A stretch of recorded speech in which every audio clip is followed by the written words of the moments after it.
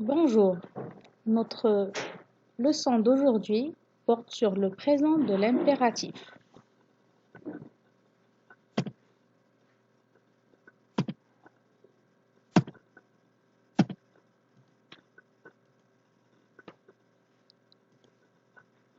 Alors, le présent de l'impératif sert à exprimer des ordres, des conseils ou des interdictions.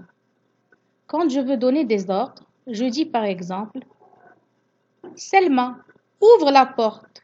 Donc, ouvre la porte. Ou pour donner des conseils, fais attention mon fils. Ou pour exprimer des interdictions. Ne tarde pas à l'école, par exemple. Alors, il y a une particularité de l'impératif.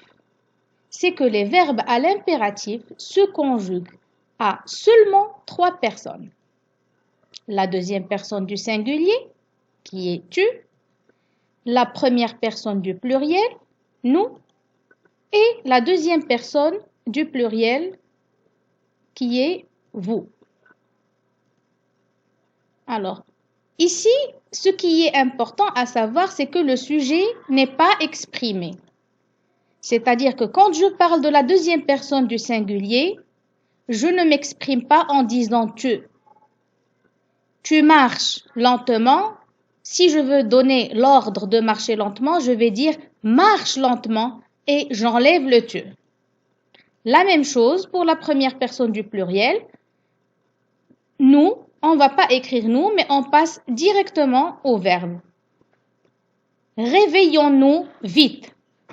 Ça, parce que c'est un verbe pronominal, on va garder un nous. Mais le premier, on ne le garde pas.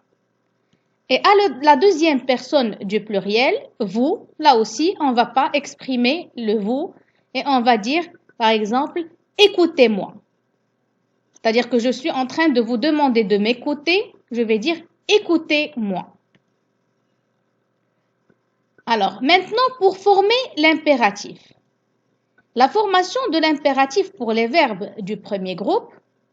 Les verbes du premier groupe, en ER, ne prennent pas de S à la deuxième personne du singulier. C'est-à-dire que quand je parle, par exemple, du verbe parler, je vais dire parle. Normalement, je dis tu parles, ça doit prendre un S au présent. Mais quand je le mets à l'impératif, j'enlève le S et donc je dis parle, parlons, parler. Donc c'est comme si je conjugue au présent avec la particularité que la deuxième personne du singulier en enlève le S. Et là, c'est d'autres exemples. Joue, jouons, jouer et j'enlève le S. Si je veux parler à la forme négative, je vais dire ne regarde pas, sans S, ne regardons pas et ne regardez pas. Maintenant, pour les verbes du deuxième et du troisième groupe, les verbes du deuxième groupe et la plupart des verbes de troisième groupe se conjuguent à l'impératif comme ils se conjuguent au présent de l'indicatif. C'est-à-dire que par exemple, pour les verbes du deuxième groupe, je vais dire choisis, choisissant, choisissez. C'est exactement comme je conjugue le présent, sauf que j'enlève les sujets. Les sujets ne sont pas exprimés. Pour les autres verbes, par exemple pour le verbe prendre, c'est comme si je conjugue aussi au présent et je vais dire prends, prenons, prenez, dis, disons, dites, fais, faisons, faites, et ainsi de suite. Alors, certains verbes du troisième groupe en IR, comme cueillir, offrir, ouvrir, couvrir, se conjuguent au présent de l'impératif comme au présent de l'indicatif, sauf que à la deuxième personne du singulier, ils ne prennent pas de S comme les verbes du premier groupe. Donc, quand je te demande par exemple d'offrir une fleur à ta maman, je vais te dire offre. Offre une fleur à ta maman. Et le offre ne va pas prendre un S. Offrons, offrez, ça ne change pas. Mais la particularité, c'est que la deuxième personne du singulier ne prend pas d'S.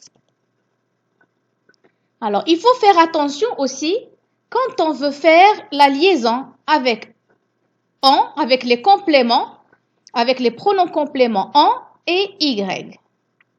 Pour faire la liaison avec en et y, On rajoute le S pour les verbes qui se terminent avec un E à la deuxième personne du singulier. Je donne des exemples. Par exemple, mange des chocolats.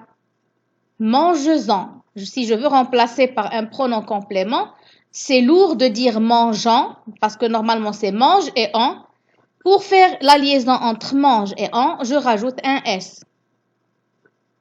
Parle-moi de ton rêve. Parle-en moi, par exemple. Parle-en. Vas-y. Va à la forêt. Vas-y. Donc là, je ne peux pas dire va-y, mais je suis obligée de mettre une liaison avec un S. Pense-y. Pense à ce que je t'ai dit. Alors, si je veux remplacer par un pronom complément, je vais dire pense-y. Alors, il y a aussi des verbes irréguliers qu'il faut apprendre par cœur et qui ne respectent pas la règle du présent. Ce sont les auxiliaires, avoir et être. Alors, pour l'auxiliaire avoir, on dit ait, ayons, ayez. Pour le verbe être, soit, soyons, soyez. Par exemple, sois prudent, soyons prudents, soyez prudents.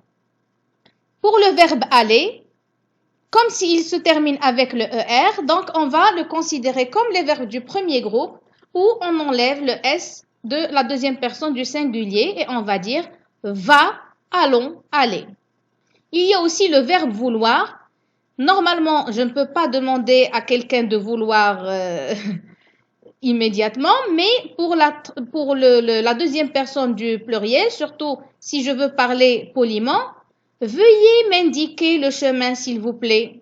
Donc on dit veuillez. C'est un verbe aussi irrégulier. Alors savoir aussi, ça change complètement et on dit sache, par exemple, sache que je te dis la vérité. Sache, sachons, sachez.